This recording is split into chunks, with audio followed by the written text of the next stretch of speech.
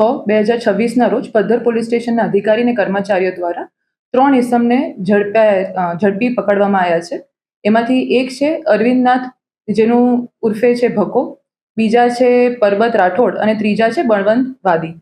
આમાંથી 2 જણ રાજકોટના રહેવાસી છે, એક બનાસકાંઠાના રહેવાસી છે. આમાં જે અરવિંદ નાથ ઉર્ફે ભકો છે એ આ આખા પ્લાનનો માસ્ટર માઇન્ડ છે.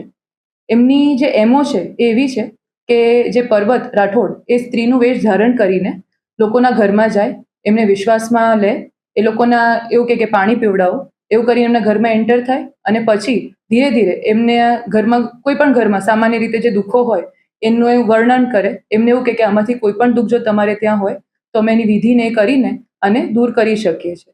આવી રીતે ધીરે રહીને એમને વિશ્વાસમાં લે અને એના પછી એમને એવું કે અમે નાની મોટી વિધિ અત્યારે કરી આપીએ. એમાં કંકુ ચોખા એવું કંઈ ફેરવે, પોતે ખાઈ જાય.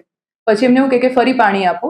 એ પાણી એમના પાસે સાકર કે એવું કશુંક હોય એ પાણીમાં એડ કરે અને જે ઘરના વડીલ હોય કે ઇન્ચાર્જ હોય એને એવું કે ભાઈ હવે તમે આ પાણી ટ્રાય કરો, અમે આના પર મંત્રને કરી દીધું છે, તમને મીઠું લાગશે.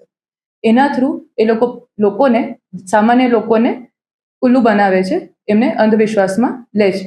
આપણી પાસે અત્યારે મુખ્ય 3 આરોપી છે. કારણ કે આ એવા કેસીસ છે કે જે લોકો નોર્મલી પોલીસ પાસે આવીને કહેતા નથી હોતા, એટલે એ દિશામાં અત્યારે આપણે તપાસ ચાલુ છે.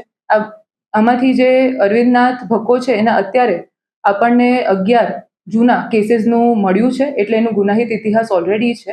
એમની કડક પૂછતાછ ને બધું ચાલુ છે. એનાથી જ આપણને ખબર પડશે કે આમાં હજુ કેટલા ભોગ બનનાર છે.